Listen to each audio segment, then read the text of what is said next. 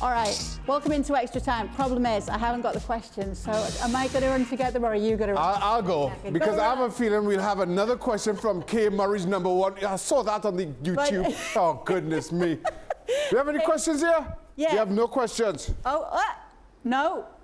Oh, all right. Well, no questions. No questions. Maybe we can bring them up on the screen and we'll be able to see them that way. You will. I hope you will, because I can't see a thing from here. What Shaka's actually referring to is we have a brand new... Oh, here we go.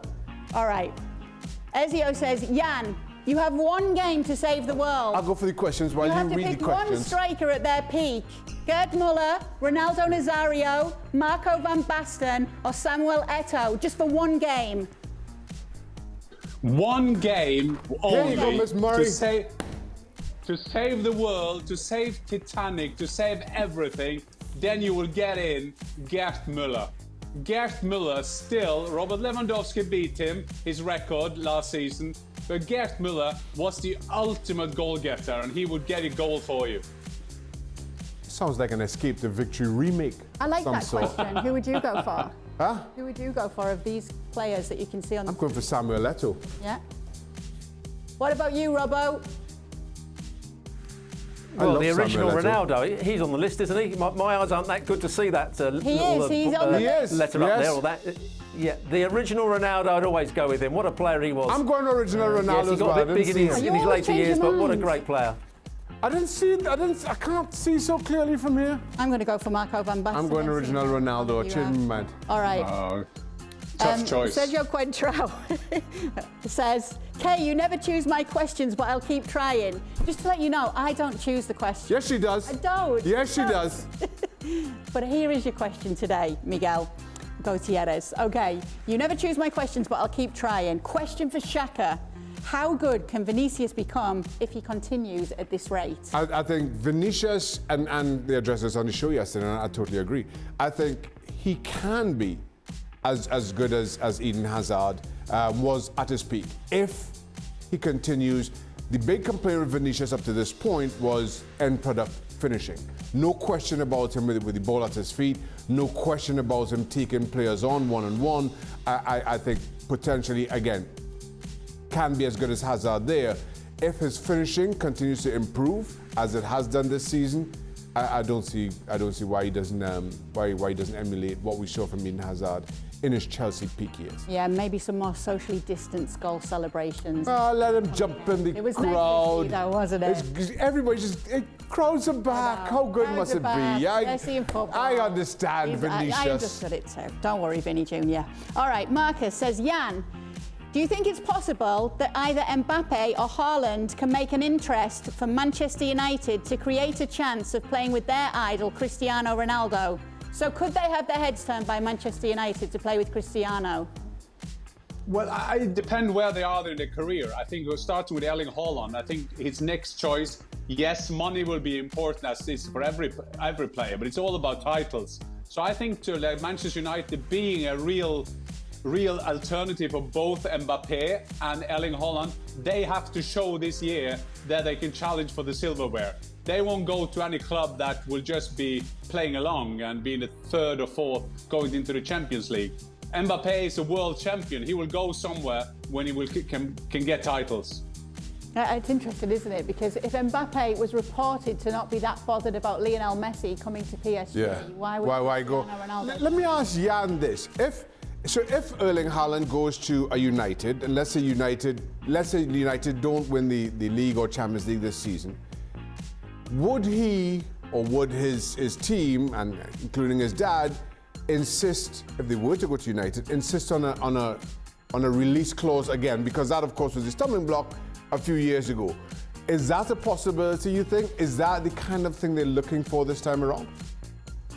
I think what you've seen, I mean, in Germany, there's a lot of criticism about Raiola being the agent doing the commercial deals for Erling Haaland. But so far, he has always looked for development, Shaka. He went to Salzburg, he went to Dortmund. He didn't go for the big names.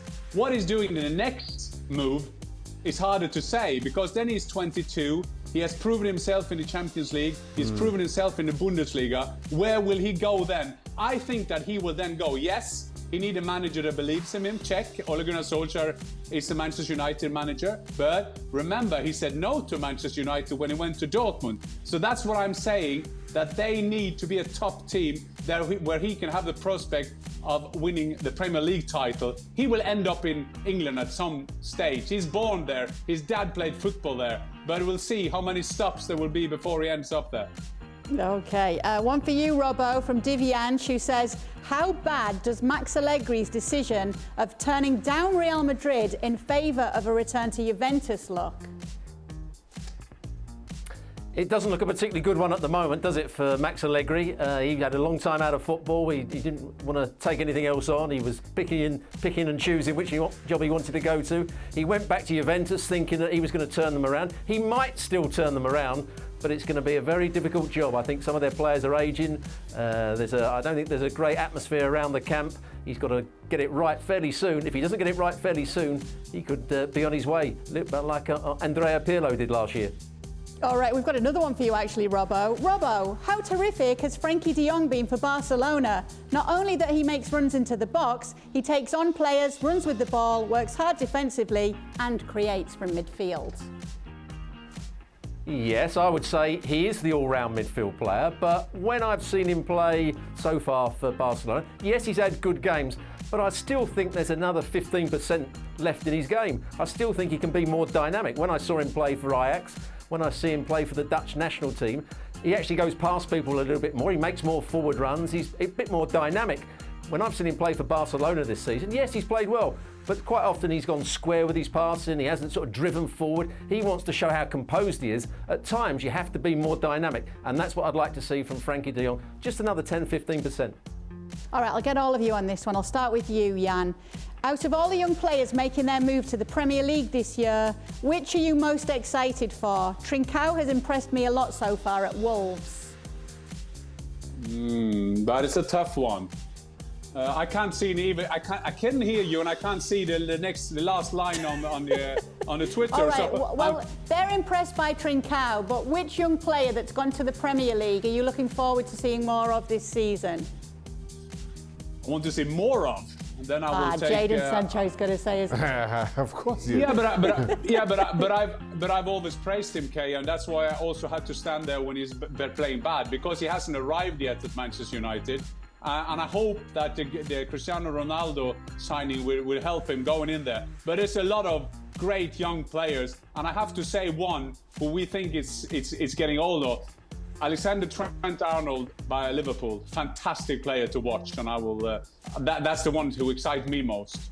Yeah, already there. What young players have made the move? I know, that's what I'm thinking. I'm trying to think of who's made the move. Well, there's one at the Jadon Sancho for sure. Well, it's a short list. There's probably a whole list, but it's just escaped. I bet Robbo's got a few. Robbo, help us no, out. I'm going to go with Trincao, because so far I've watched the highlights of Wolves, and he has been absolutely magnificent, playing a sort of second centre forward position, running with the ball, going past people, picking out passes. He's been absolutely superb in the games I've seen. So he's been one of the outstanding players to come into the Premier League this season, and let's hope that continues for a little bit longer. All right, I'll go to you with this, Shaka. Ravi wants to know, do players watch and get influenced by managers' pre-match press conferences? And if yes, who was the best at it? Oh, Kevin Keegan, Shaka. Well, I don't think you get influenced by pre-match press conferences. You can get put off by a pre-match press conference as long as the manager doesn't say anything silly. It's all about what he says in the dressing room before the game. That has an impact. You can get motivated by the opponent's manager and his pre-match press conference. But as far as you're concerned and your own manager goes, it's all about what your manager says. And for me, probably the best at that, I've often said Harry Redknapp was the best man manager I've played under. And it showed in how he dealt with people in the dressing room before games. That was his strength. There can be a lot of criticisms around Harry Redknapp, but his strength was managing his dressing room. Jan, what do you think about this question? Do players watch and get influenced by managers in the pre-match press conference? I agree with Shaka. It's more that you get influenced what a manager tells you and how he's like in the dressing room and how he's like in the team meetings and the press conference. it's a lot of blah blah anyway, so you don't get up for them. But I remember our mate Brian Robson having a go at our team. We play Aston Villa away, and he asked Ravanelli to do something, a couple of runs that he wanted him to do. And Ravanelli was sitting there with his translator, and he was going into this rant in Italian. And I don't speak Italian, but I understood that he was not happy and having an unbelievable rant. And when he was finished, after Robson asked him if that's okay, Rav, the translator said to Robson, turned around and said, "Yes, it's okay." So I mean, you kind of lost a bit. Yeah, it was a bit lost in translation. It's also lost in your leadership, because I think that that was a typical Ravanelli, but it was also typical Robson to let that go somehow. Yeah. The interpreter knew. The interpreter knew. Yeah, the interpreter was like, "I'm not saying that." Robbo, is there anything that comes to mind? Oh, I've said to you many times, I was fairly motivated as a player. I didn't look at what the manager said. The only thing that managers could do to me was demotivate me, and I won't keep going over about Bobby Gould again. I know he's a great friend of yours, but that's all I would say. And let's just go back to Shaka. Let's just go back to Shaka. Let's just go back to Shaka. When he talked about Harry Redknapp and being motivated by Harry Redknapp, the reason he was motivated by Harry Redknapp, because Harry Redknapp paid him twice as much money as any other manager did over his career. I don't know what you're talking about, Stewart. No idea what you're talking about, Stewart. I think I need Ravanelli's interpreter for this one. You know what? I just thought of one, though. Do you remember when Mourinho said, if I want to go hunting, I need a dog, not a cat, about Karim Benzema? And it did the job. And Karim Benzema, it was just the right words. Okay. That was a famous one. And the reason I mention it is because this is the next question. If you guys were coaching, would you all ever celebrate similar to how Mourinho did it? Robbo was a coach. Robbo used to coach. Robbo. Can you, Shaka, can you imagine me running down the touchline celebrating with the players? I don't think that was my style. I imagine you doing that when you were playing. I was very playing. calm, very composed. No, exactly. Only when I scored did I celebrate. When other players scored, I used to run back to the halfway line.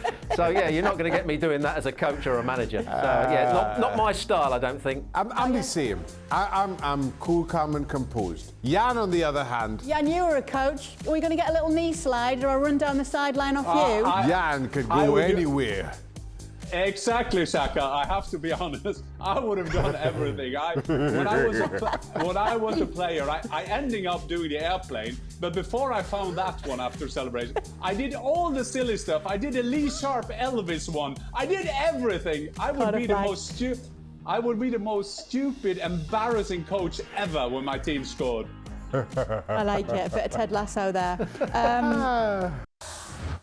Well, thank you very much for watching ESPN on YouTube. For more sports highlights and analysis, be sure to download the ESPN app. And for live streaming, premium content, and let's not forget as well, ESPN FC 7 days a week. Subscribe to ESPN Plus.